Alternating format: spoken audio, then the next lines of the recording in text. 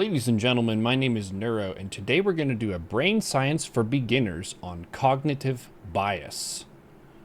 Cognitive bias, just to define it, to start, is our tendency to look for certain answers to common problems that aren't perfectly mathematically sound. They're not impartial, they are partial, in that we have a leaning toward looking for a certain answer. And you might be like, well, why? Shouldn't brains try to find the truthful, correct, perfect answer? No, not really, because we are limited by energy. If you think about the state of nature of humans, humans arise as hunter-gatherers, where we have to run around, kill shit, gather stuff to be able to eat food to survive. So we have limited energy, and the brain is the most energy expensive organ that we have in the body. Since reality has millions of different dimensions of information, we have to sift through the information that's coming in through our senses, our sight, our smell, our hearing, our touch, all those things. We have to figure out what our next best move is to stay alive long enough that we can reproduce and pass on our genes. So, when you're faced with these really complex problems, social problems, environmental problems, personal problems, humans don't normally find the mathematically optimal approach. They have a set of biases that have been shaped by the forces of natural selection to keep us alive. If you're not familiar with brain science stuff, that's fine. This discussion doesn't require that because we're going to be reading through things together. Let's go to the amazing website known as Wikipedia. They have a lovely list of cognitive biases. And to give some backstory on me understanding this, I was actually blown away whenever I took a course in college called Judgment and Decision Making. And in this course, they listed off a whole bunch of situations where humans tend to find the wrong answer to a problem. And you might be like, well, why would we do that? Why would we find the wrong answer? The reason is because it's a modern problem, and we're using an ancient sort of methodology for finding the correct answer. We're not using modern tools to find the right answer. We're using our base human instincts to solve the problem. Let me give you an easy example off the top of my head. Gambling. Gambling is something that is a huge industry in the world, in basically every country where it's legal. People continue to gamble, even though your odds of making money are shit. They're actually poop garbage. But people continue to do it because of the emotions that drive them to think that they're going to be successful. Even in a skill-based game like poker, you have a lot of noobs who think that they're good because they win sometimes. And humans aren't very good at mathematically tracking exact probabilities of things. We usually capture the gist, the main idea of what's going on, the emotion of that moment, and then the outcome. We don't track all the little subtle details unless you're professionally trained to do so. So after kind of taking this course, I was like, wow, the brain isn't as bulletproof of an organ as I thought in terms of our ability to reason through things. There have been a lot of philosophers even who considered human reason to be one of the most pure forms of existence and thought, and that we could trust our reason above all else. But as more of the science has come up, we've realized that we have a lot of bias in our reasoning process. And the more you know about these, the more you can kind of factor that into trying to find the most optimal answer for yourself. These aren't all bad things. They've served us well enough to be able to get where we are today. But many of these biases are for the hunter-gatherer society. They're not for the age of information. So you have to factor in, okay, I'm a primate who is good at picking stuff up. I'm good at walking long distances. I'm good at running efficiently. I'm good at forming large social groups. But I'm sitting at a computer now, and my problems are very different. So just to kind of read their definition of it, in psychology and cognitive science, cognitive biases are systematic patterns of deviation from norm and/or rationality in judgment. So it's a deviation from seeking the perfect mathematical answer because it served us in evolution to cut some corners with our reasoning process and find the answer that's right more often than it's wrong. Let's just go through some of these. Let's see if you recognize any of them. They have estimation biases here at the start here. Aesthetic usability effect, a tendency for people to perceive attractive things as more usable. This is used a lot in marketing. And yeah, we have a general bias toward things that are aesthetic. We're more trusting of people who are beautiful or attractive. We are more likely to want to purchase a vehicle that looks cool, even though it might fall apart a lot more easily than a more simple looking vehicle. Another one of these is putting wax on apples. People are more likely to buy an apple at the grocery store if it has wax on it because it looks shiny. Even though we don't need to eat the wax, it's not a nutrient-rich part of the apple. We'll be fine if we eat it, but they've noticed that the sales go up if you coat it in wax. And that's something that, rationally speaking, humans should not choose that because it's not improving the nutrient value, but we have a bias. Attribute substitution occurs when a judgment has to be made of a target attribute that is computationally complex, and instead a more easily calculated heuristic attribute is substituted. Heuristic is another word that comes up a lot in this discussion about bias. Heuristics are kind of like strategies for finding the right answer. The substitution is thought of as taking place in the automatic intuitive judgment system rather than the more self-aware reflective system. Availability heuristic, also known as the availability bias, the tendency to overestimate the likelihood of events with greater availability and memory, which can be influenced by how recent the memories are or how usual or emotionally charged they may be. So this would be an example of whenever you have something that really grinds your gears and you think to yourself, man, this happens all the time.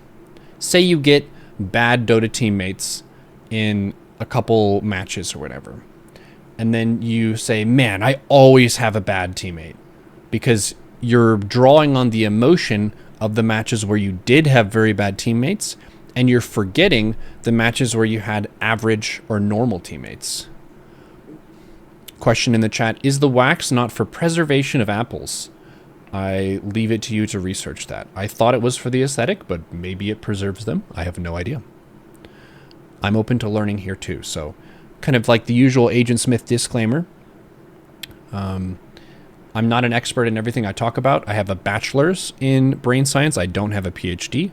So if I mess anything up or I leave anything out, feel free to leave a YouTube comment or correct me in the chat. Conjunction fallacy, the tendency to assume that specific conditions are more probable than a more general version of those same conditions. Okay. Hot-cold empathy gap, the tendency to underestimate the influence of visceral drives on one's attitudes, preferences, and behaviors. What are the visceral drives?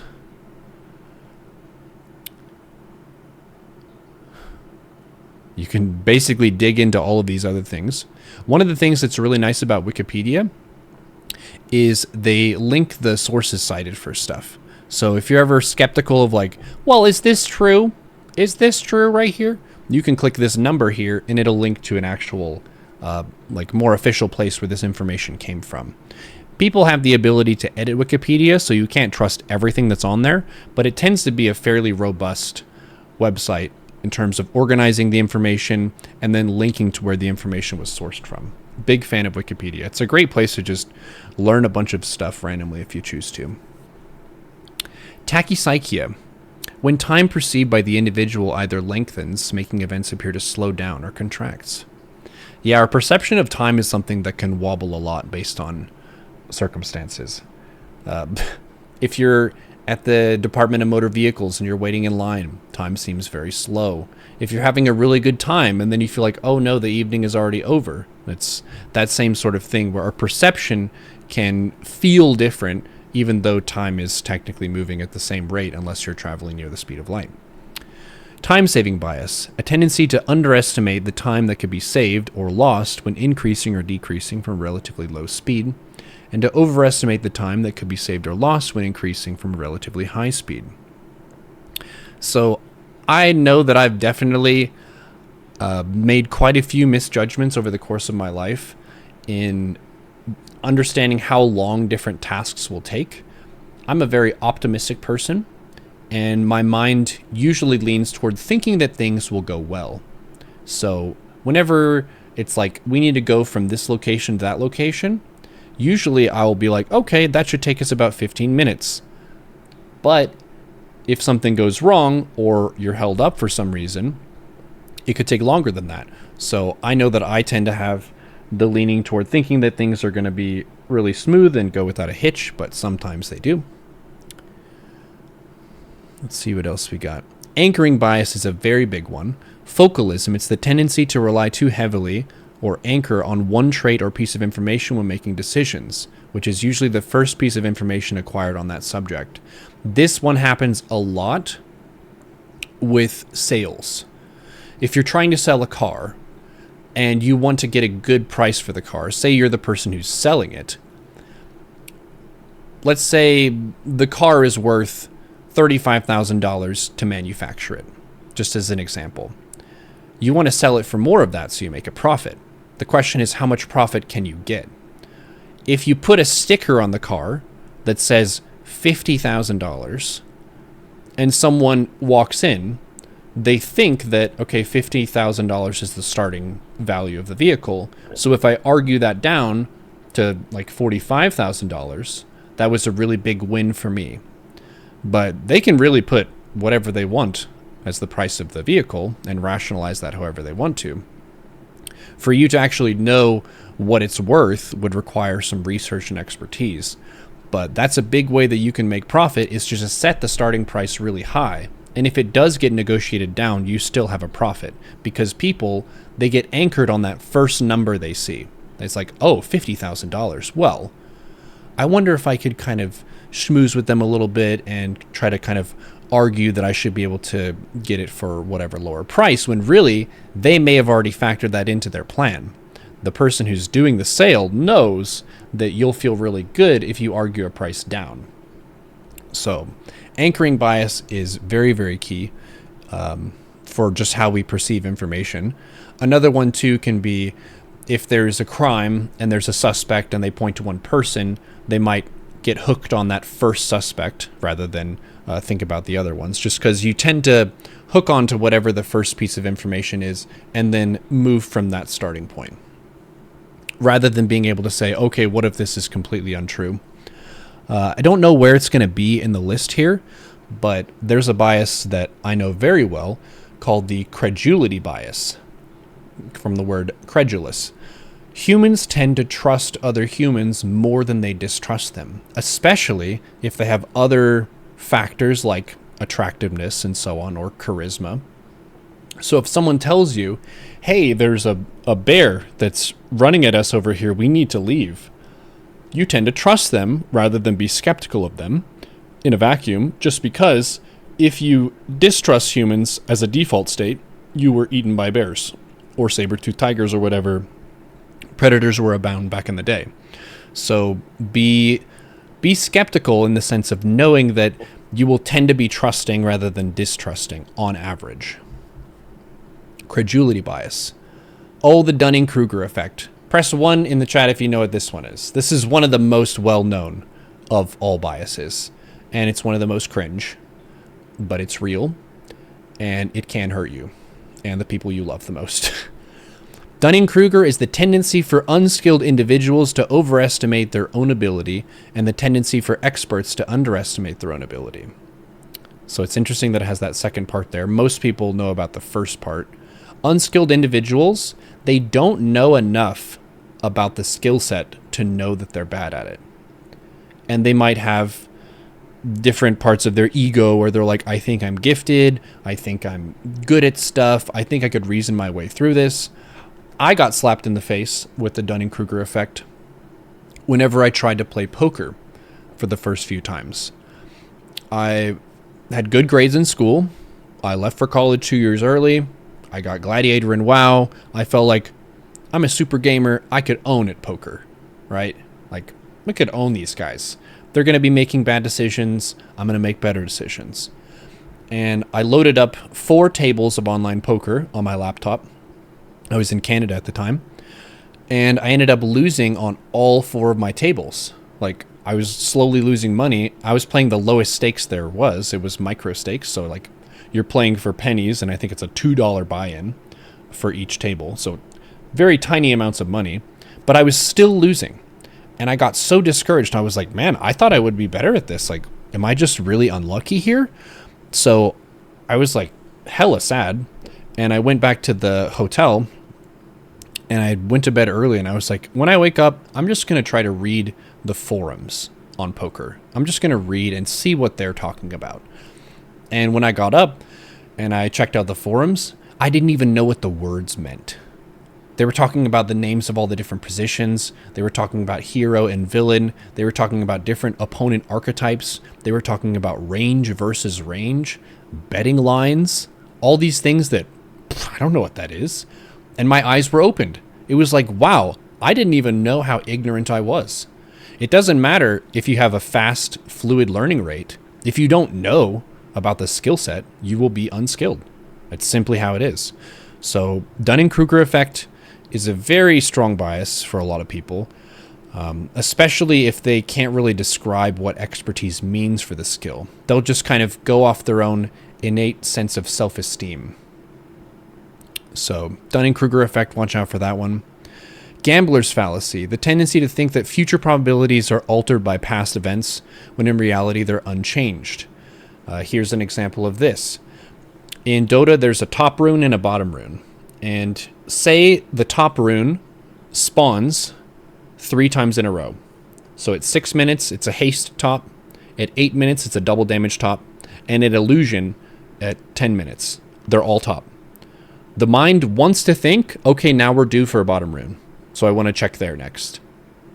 And this is another one of those biases that it serves us in a state of nature, but in a state of like a mathematical game that has like true randomness to it, then you're going to end up like creating an expectation that isn't actually there. The past outcomes don't influence the current outcome in a lot of cases, but this gambler's fallacy bias makes us believe so. Hot hand fallacy, the belief that a person who has experienced success with a random event has a greater chance with further success in additional attempts. So you're running hot right now, you're just going to be really successful. We should just give you the ball to go score. Hard easy effect, the tendency to overestimate one's ability to accomplish hard tasks and underestimate one's ability to accomplish easy tasks. Okay. Insensitivity to sample size, the tendency to underexpect variation in small samples. Oh my gosh. Oh, this jumps out at me from the swings of matches where you can lose like 6 or 7 in a row. 7 games over the course of thousands of games is a tiny sample size. This also is a big factor when it comes to people interpreting scientific data. If you have a story that comes out and say 8 people got this experimental treatment and it seemed to work on most of them, and then they see these glowing reviews, these like reports from people saying, oh my gosh, I feel so much better, this is great, and there's like an inspiring story around it, a lot of people will bite hard on this and think that this is now the new way of doing stuff. When really, if you want to prove something in the medical field, in the scientific field, you need more than 8 examples of something. You need to be in the hundreds or thousands or ideally more. The more you can get, the stronger your power is for the discovery. If you have very few instances of this, then you have to be more skeptical, right? Because you have less data. But human minds are not trained to do that. You have to take statistics classes. You have to be trained in skepticism and this kind of thing to really understand that sample size is a very important factor for how much you can trust information. What else do we got? Unit bias, the standard suggested amount of consumption food serving size is perceived to be appropriate, and a person would consume it all even if it's too much for this particular person. Yeah, this is kind of like people want to clear their plate, even if on the plate there might be too many calories for them. So this is probably a contributing factor to us overeating a good bit. Conservatism bias, the tendency to insufficiently revise one's belief when presented with new evidence. Yeah. People, I would say, they get entrenched in their beliefs, and they want to defend those because they give them stability. A lot of times, if there's new evidence, you can be inoculated against it. Like, people with your same belief system, they could warn you against certain other beliefs and tell you why they're wrong. So when you actually get presented with an argument for that belief system, you've already ruled it out in your mind. You've already said no to that. I'm not going to accept this idea set because I was inoculated against believing in it by X, Y, and Z. Exaggerated expectation, the tendency to expect or predict more extreme outcomes than those outcomes that actually happen. This one, I would say you can use this as an example of preparing for the worst and how that has a lot of merit in helping you survive. If you tend to think about the very most disaster thing that could happen, you are more likely to prepare for that. So this has survival value. And basically all of these biases, they have some survival value somewhere in the chain. So there should be, for each of them, a situation or a set of situations where this bias helps us save energy and usually find the right answer. When you look at this list, this is a crazy list. We're not going to go through all of these. These are a lot of tendencies that we have, and most people aren't educated on them. They think that humans are clear, rational actors, or at least some people do, who can find the right answer to situations. And we often can, but to find perfect answers or be really accurate, you have to factor in these biases, or it at least helps to do so. What other fun ones can we find? Outcome bias, the tendency to judge a decision by its eventual outcome instead of the quality of the decision at the time that it was made. This one happens a lot in poker because there are certain situations where you can technically make the right play that nets you positive expected value, but you lose money. And you can mistakenly think, well, I should have folded this hand and gotten out because I lost.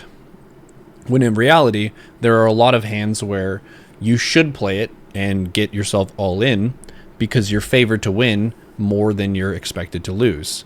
One of the most frustrating hands that I was in was, I think, when I had a flush or something. I had a very strong hand, and the only hand that could have beaten me was quads. And a person ended up hitting their fourth card of the quads on the river. So there was one card that could save them. Any card but that one card, and I was going to win the hand. So I got myself all in. And that ended up being the correct move. But I lost a big pot to that person. I lost my whole stack. And that's frustrating, but I did play the hand correctly. So outcome bias can kind of mess you up on that one. Planning fallacy, the tendency for people to underestimate the time it will take them to complete a given task. I'm definitely a victim to this one sometimes. Restraint bias, the tendency to overestimate one's ability to show restraint in the face of temptation. This one makes me think about corrupt politicians and how it's easy when you're not a corrupt politician to be like, man, those politicians are corrupt.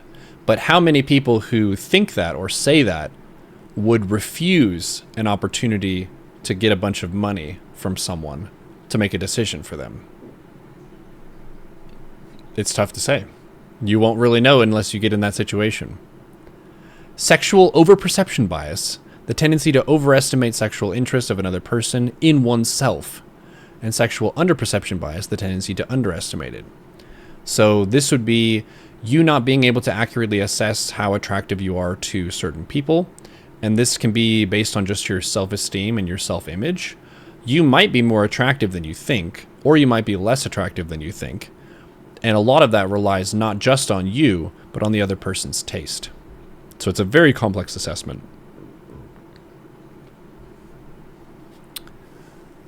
The curse of knowledge, when better informed people find it extremely difficult to think about problems from the perspective of lesser informed people. Yep. kind of related to what you call elitism. Extrinsic incentives bias, an expectation to the fundamental attribution error where people view others as having extrinsic motivations while viewing themselves as having intrinsic motivations. False consensus effect, the tendency for people to overestimate the degree to which others agree with them. Yep. You are the person who has your ear the most. You can kind of reinforce your own ideas and think that, yeah, other people would like these too. Illusion of transparency, the tendency for people to overestimate the degree to which their personal mental state is known by others, and to overestimate how well they understand others' personal mental states. Ooh, this makes me think of when people self-describe themselves as an empath, where they can just innately know what other people are thinking. Naive cynicism, expecting more egocentric bias in others than oneself. Oh no. These are so funny. They're egotistical. I'm not egotistical. They're the ones who are egotistical. Optimism bias, the tendency to be over-optimistic, underestimating greatly the probability of undesirable outcomes and overestimating favorable and pleasing outcomes. Yeah, I think I have this one pretty strongly.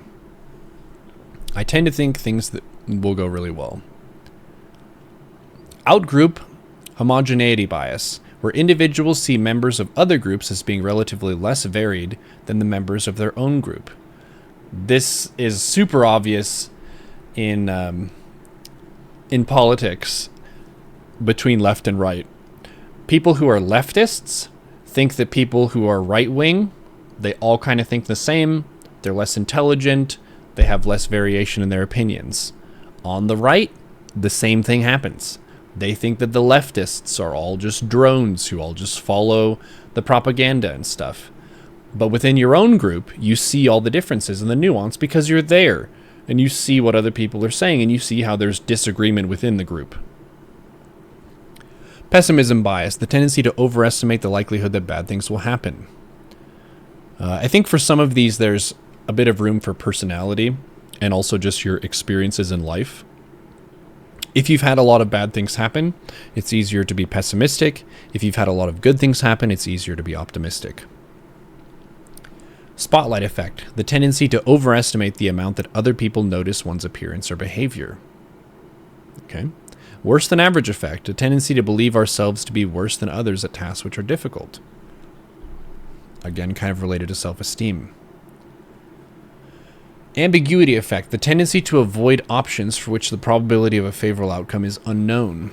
Now, if you don't know if it's going to be good or bad, you don't want to gamble on it. Makes sense. Authority bias, the tendency to attribute greater accuracy to the opinion of an authority figure, unrelated to its content, and be more influenced by that opinion. Does anyone here know who Deepak Chopra is?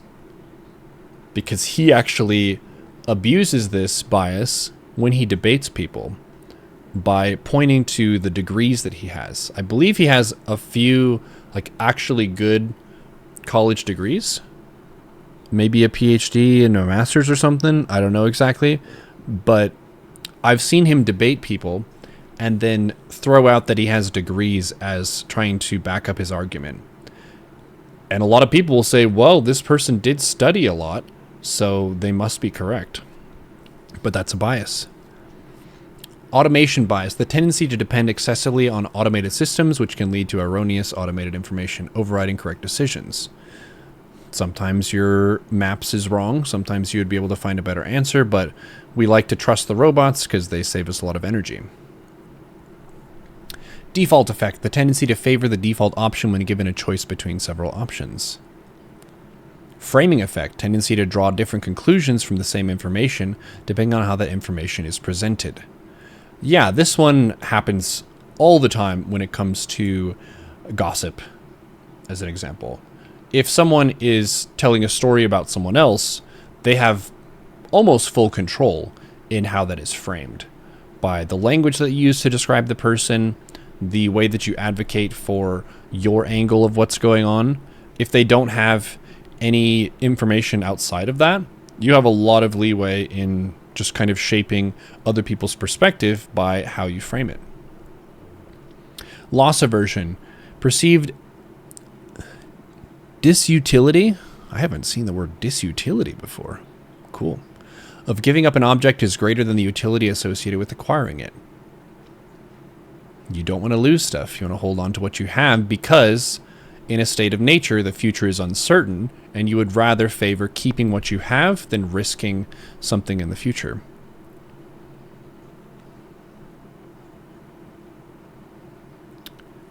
We've got baseline. We've got so many sections here. So crazy. Cheerleader effect. The tendency for people to appear more attractive in a group than in isolation. Really? Okay.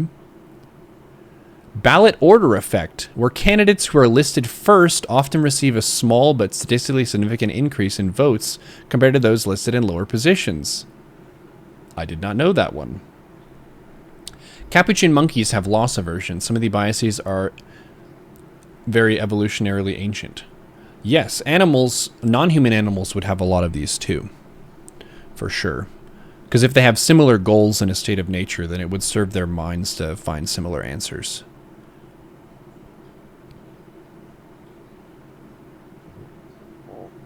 Disposition effect, the tendency to sell an asset that has accumulated in value and resist selling an asset that has declined in value. So this would have a lot of impact on how we manage markets. Distinction bias, the tendency to view two options as more dissimilar when evaluating them simultaneously than when evaluating them separately. Normalcy bias, a form of cognitive dissonance, the refusal to plan for or react to a disaster which has never happened before. This one I actually asked about when we were talking about Space Force and how we have a law that you're not supposed to develop weapons for space combat. And I was like, well, what about if aliens attack us? We haven't discovered aliens that have the capacity to attack us. But if they did, wouldn't we want space weapons? See that? That's me overcoming the normalcy bias. The projection bias, the tendency to overestimate how much one's future selves will share one's current preferences, thoughts, and values, thus leading to suboptimal choices. Yep. Inertia category here. Endowment effect, the tendency for people to demand much more to give up an object than they will be willing to pay to acquire it. Yep, if it's yours, you want to defend it. That makes sense. Protect your investment.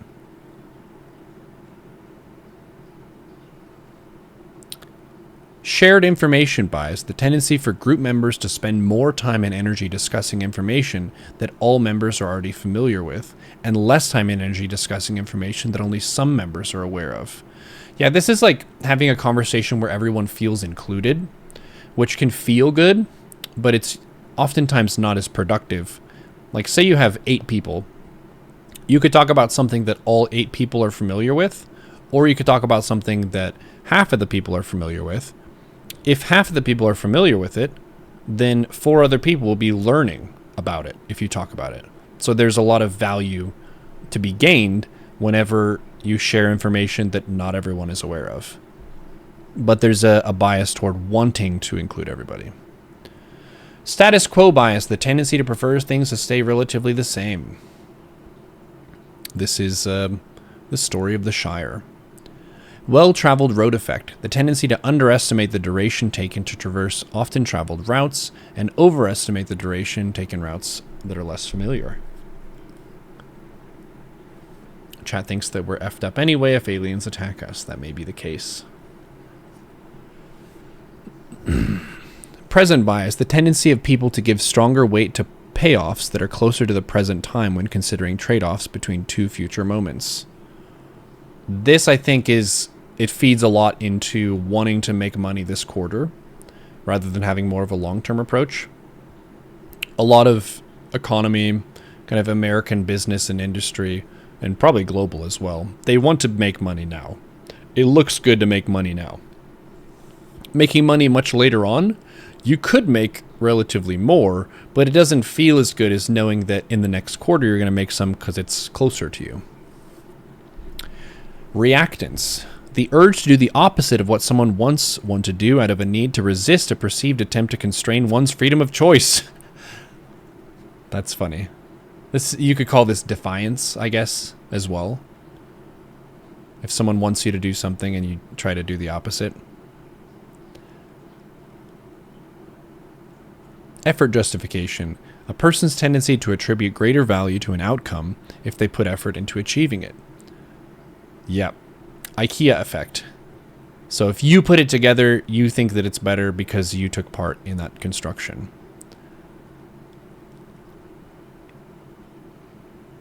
Not invented here. An aversion to contact with or use products, research standards, or knowledge developed outside of a group.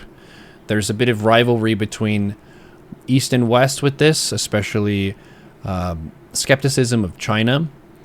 China's gotten better at manufacturing a lot of stuff, but there's still, I think, a stigma for a lot of people on the Made in China label, when you would say that the product should be judged based on its merit. But we perceive the group differences there, and we're more trusting of our own group than of the outgroup. Social compensation or comparison bias. The tendency when making decisions to favor potential candidates who do not compete with one's own particular strengths.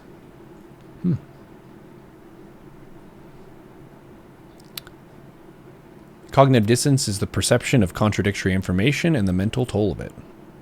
We have a lot of cognitive dissonance.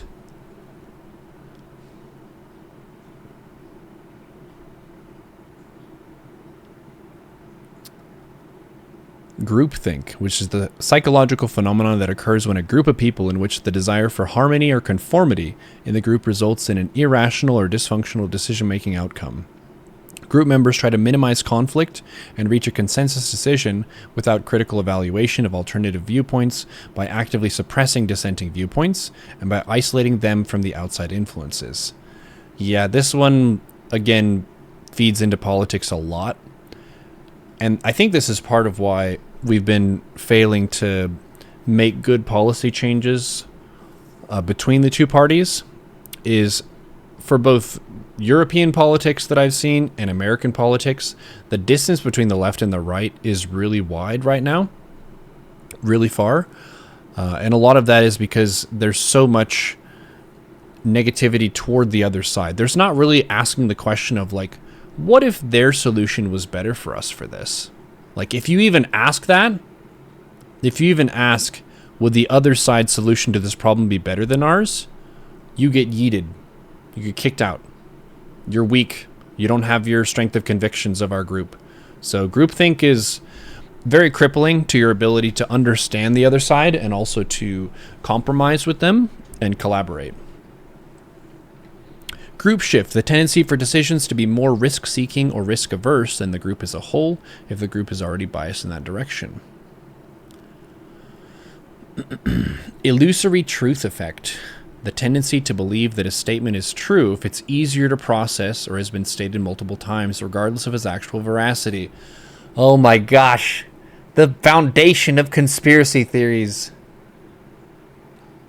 So, conspiracy theories usually involve some fanciful story that's interesting and funny or dank in some way, but it doesn't really have good evidence behind it, which is why it's a conspiracy theory and not just a clear fact.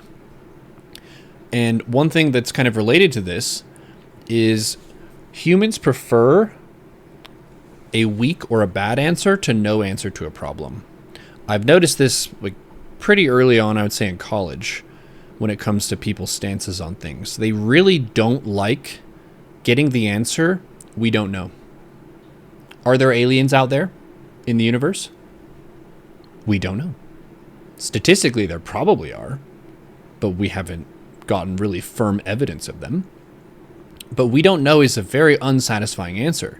So when someone else shows up and says, yes, aliens are real, and they abducted my cow last week, people say, oh my gosh, that's, wow, I knew aliens were real.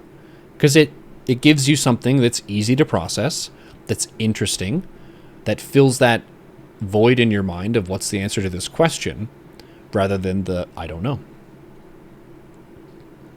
Rhyme as reason effect, where rhyming statements are perceived as more truthful.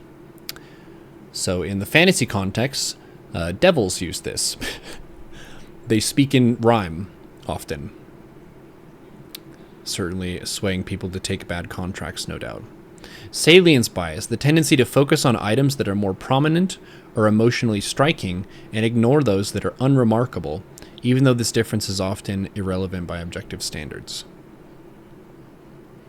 Selection bias. It happens when members of a statistical sample are not chosen completely at random, which leads to the sample not being representative of the population. Yeah, this one I feel like has a lot of bearing in studies that are done, because if you have a study and the subjects that you have are all very similar to each other, like they're all the same race, same gender, same age demographic, it's not really giving you an overall perspective on what humans in general would do in that situation. It's giving you information on that demographic, but if your sample is not diverse enough, then it's only really telling you about that demographic that you did study.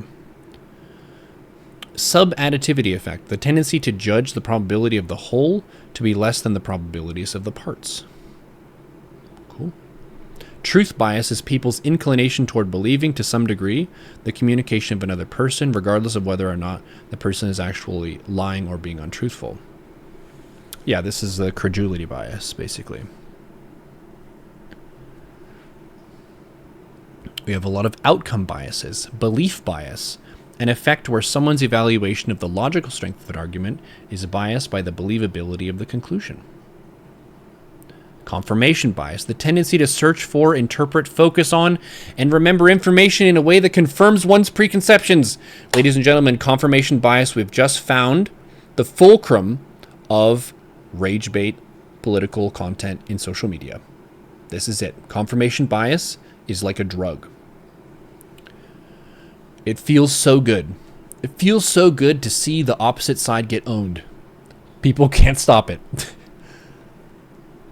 It's very rare, I think, for someone to browse information from the other side or to strive to be neutral, because it feels really good to know that you're correct, that you're on the right side of history, that you actually figured things out, and so on. And a lot of this kind of media is you'll have someone who's very competent and relatively intelligent, and they're, quote, owning someone in a debate who isn't nearly as prepared or charismatic, so they end up looking really good. So confirmation bias, keep an eye out for that one, because if you're not paying attention, you'll just continue to entrench your beliefs in a way that you're not actually checking to see if you're wrong about stuff. Gender bias, widespread set of implicit biases that discriminate against a gender. For example, the assumption that women are less suited to jobs requiring high intellectual ability, or the assumption that people or animals are male in the absence of indicators of any gender. Yeah, this is like the older school one. Women didn't have anywhere close to the same rights as men for a very long amount of time, so we still have some carryover of that. And they didn't have the opportunity to pursue a lot of the intellectual jobs for a while. Information bias, the tendency to seek information even when it cannot affect action. Illusory correlation, inaccurately seeing a relationship between two events related by coincidence. Who here has heard the phrase, correlation does not imply causation? Overconfidence effect, a tendency to have excessive confidence in one's own answers to questions. For certain types of questions, answers that people rate as 99% certain turn out to be wrong 40% of the time. Oh no. Survivorship bias, concentrating on people or things that survived some process and inadvertently overlooking those that did not because of their lack of visibility. Well, that makes sense. Causal attribution section. You see how deep this is? And every human technically has all of these to some extent. But you don't learn about this in middle school or high school or anything. You would have to take a specific college course that teaches you about these. And people just kind of ride along these tracks without investigating their own cognitive bias. That's a cool name, G.I. Joe fallacy. The tendency to think that knowing about cognitive bias is enough to overcome it. Oh my gosh! This is a lesson for us. Yeah, you wouldn't say that you can overcome all of these. I would say the end goal would be to factor them in to your own decision-making process. Hostile attribution bias. The tendency to interpret others' behaviors as having hostile intent, even when the behavior is ambiguous or benign. Oh no! Oh, what the fuck? Thank you, Dr. Webbington, for supporting us. Appreciate the 5. Illusory correlation. The tendency to inaccurately perceive a relationship between two unrelated events. We want to make sense of reality, right? So, a lot of times you're reaching for an answer. And, again, like I said before, we would prefer a bad answer to no answer in many cases. Plant blindness. The tendency to ignore plants in their environment and a failure to recognize and appreciate the utility of plants to life on Earth. Okay. Guys, we don't care enough about plants. We're like, what? I don't see any plants. I only see squirrels. I don't know about that one. That's pretty funny. Turkey illusion.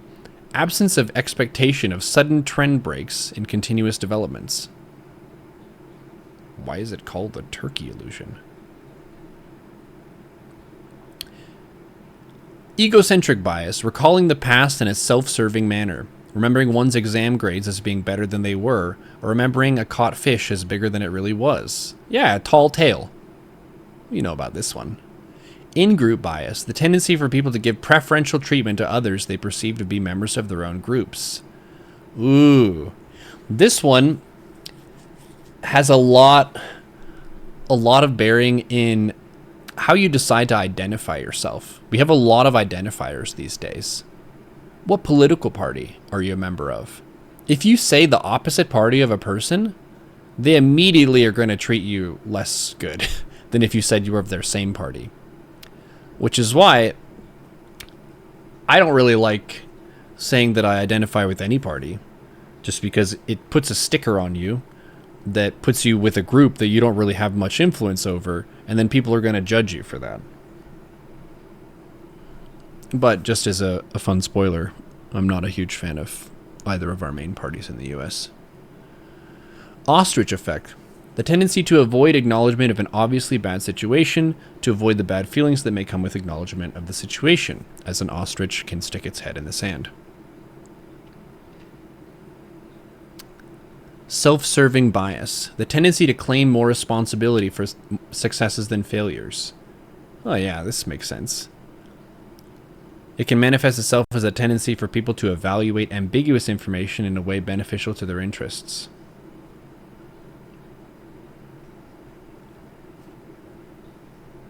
Recall. Recall and memory tasks that people are asked to recall previous material. There's recency and primacy effects, I think I know off the top of my head. Are they called that still?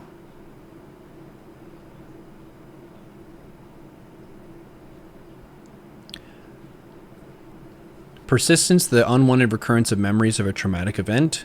This again, it doesn't feel good to remember your trauma, but in a state of nature, remembering your trauma can help you be prepared to avoid it in the future. So that's why we put those memories very much in the forefront.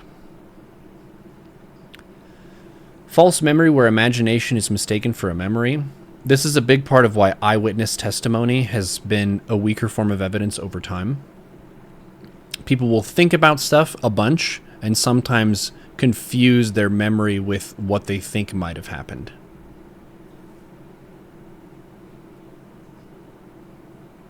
Childhood amnesia, the retention of few memories from before the age of 4. Yeah. Do you know what your first memory was that was like really clear and vivid to you?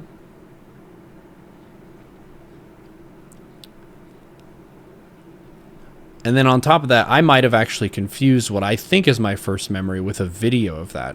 Because sometimes you have like a VHS, showing my age here, a VHS video of yourself at a certain time, and if you saw that video later, you may think that that was a thing that you remembered, when really later on you remember the video of it. You forgot what you had for lunch. Forgetting is normal as well, so don't be too upset about forgetting stuff. There's a lot of information that it doesn't really matter anymore, so just deleting that is fine. Bizarreness effect. Bizarre material is better remembered than common material. Well, makes sense. Negativity bias, a phenomenon for having better recall of unpleasant memories than of pleasant ones. Oh, as a content creator, first-hand experience of this, when you get 10 good YouTube comments and then one really mean one, the mean one stands out. And you feel like, I need to address this. This is pressure. This is a thing. And I actually had I think we still do. Does anyone know if we have Ninja on a Ninja still commenting on my YouTube? Ninja on a Ninja, if you're watching, thank you for your participation. Appreciate you. This individual roasts me constantly. Constantly. Talking about how I'm too bad at StarCraft to make videos, how I'm not aggressive enough, how I should do strats that he says, blah, blah, blah. And at first, I was like kind of like concerned at these comments. I'm like, man, am I not actually good enough to make these guides and videos and stuff? Like, what if he's right? And then I kind of reframed it. And I was like, well, on this video, we have 15 good comments and then one bad comment. But the bad comment still counts as a comment. And that also implies some ad revenue. And then some help in the algorithm by having a comment. So they're helping me. So I actually completely reframed the situation as I used to think, oh man, we have a heckler. We have someone who doesn't like me. And then I reframed it as we have a hate watcher who helps the business. So now I'm happy. We're at peace. This is a good arrangement. Attentional bias, the tendency of perception to be affected by recurring thoughts. Euphoric recall, the tendency of people to remember past experiences favorably while overlooking bad experiences associated with them. Yeah, this is like looking through things with rose-tinted glasses, I think is the phrase that describes this bias. That's another thing that you could kind of link together, is for many of these cognitive biases, these are the official science-y terms for them, but for each of them, a lot of times there is a way that we have described this just in society using common language. Like looking at the past through rose-tinted glasses is the same thing as euphoric recall, basically. So we do know some about cognitive bias, but the average person isn't really as equipped to really factor these things in.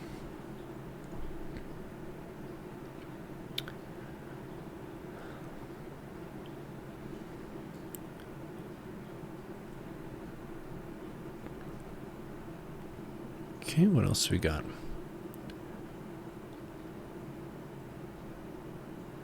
The halo effect, the tendency of a person's good or bad traits to spill over from one personality area to others in their perception of them. Yeah. This one I think we apply a lot to celebrities. Where if someone is really good at acting, we'll think that they're a good person in general and kind of hero worship a little bit.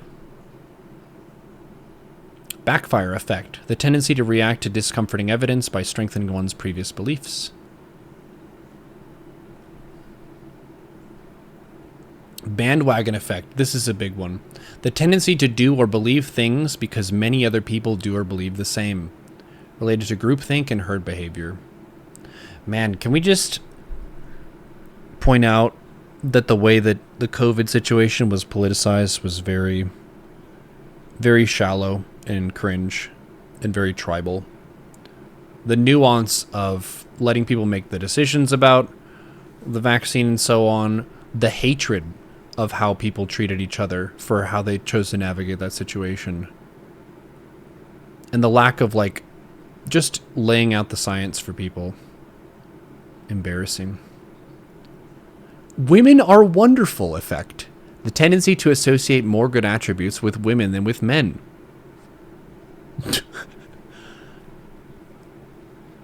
I would guess, just as an example, thinking of women as being very peaceful and kind, because they can sometimes take on more gentle roles like mothering or being a nurse or stuff like this, like the stereotypical roles that women take up, when a woman can technically be just as savage as a man in terms of how they navigate social situations.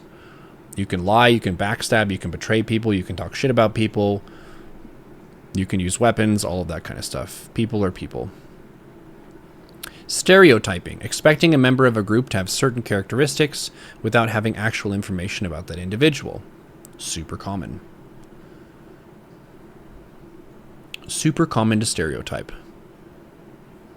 The Ben Franklin effect, I've heard of this one, where a person who has performed a favor for someone is more likely to do another favor for that person than they would be if they had received a favor from that person. Apparently Ben Franklin was very good at getting people to do stuff for him. We got through them. We didn't read every single one. But, wow. Oh, this is another good one. Anthropomorphism. Characterization of animals, objects, and abstract concepts as possessing human traits, emotions, or intentions.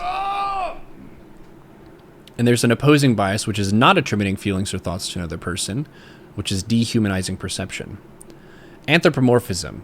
This one I thought of when it comes to like talking to a cat. Cats are wonderful creatures, but they're not very equipped with language. Dogs can catch a lot more words than cats can, but a lot of people will anthropomorphize their animal and speak to it as though it understands them, which is cute and it's fun and it can be harmless.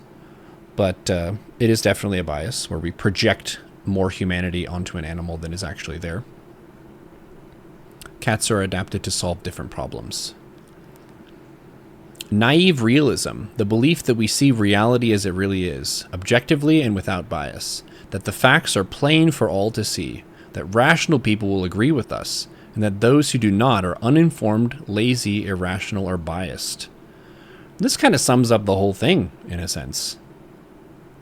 We feel like people should have common sense. We feel like the answer should be obvious, when really, with the space of information that we're in, there's so much bad information, there's so much that's incorrect, that you can't expect everyone to just know how reality works. Reality is a vast, infinite space of shit that's going on. And we are human primates trying to make sense of it. So check out this. Feel free to kind of dig into any of these if you find them particularly interesting. Maybe some of these will jump out at you more when you see people kind of falling into these biases. Everyone has them to differing levels, of course, depending on your demeanor, depending on your experience in life. But humans are not perfectly rational actors. So check yourself before you wreck yourself. Try to be skeptical of information. Try to see what the other side is saying when you can. And also be prepared to be wrong about stuff. And it doesn't mean that there's something wrong with you. It just means that you're a human that has tendencies, that has instincts to seek certain answers, which are not always correct. Neuro, what do you think of humanism? Humanism, I believe, is the kind of idea that we should look out for the fate of humanity and so on. It's kind of a secular perspective where it's not based on a deity or religion. It's about kind of expanding upon the success of people as a whole. It seems reasonable to me. Wonder if there's a name for people believing that something more if it's a well-known truism. Money doesn't buy happiness. It sounds like bandwagon effect. If more people believe it, then you want to believe it. The cats understand, they just don't care. You always wanted to be an animorph. Remember the G.I. Jane bias. You can't and won't avoid biases. There are a lot of them. And I wanted to take some time and go through these as part of the subathon. Thank you all for the support throughout this journey. We will have more mindset content and so on. I just felt like the discussion on cognitive bias is one that should be had more often because it wasn't in regular public school. It wasn't until college that I got to kind of see all these. But the information is available on the internet. So if you want to inform yourself, boom. List of cognitive biases on Wikipedia. Knock yourself out. Thank you all for your support, and I will see you on the next one.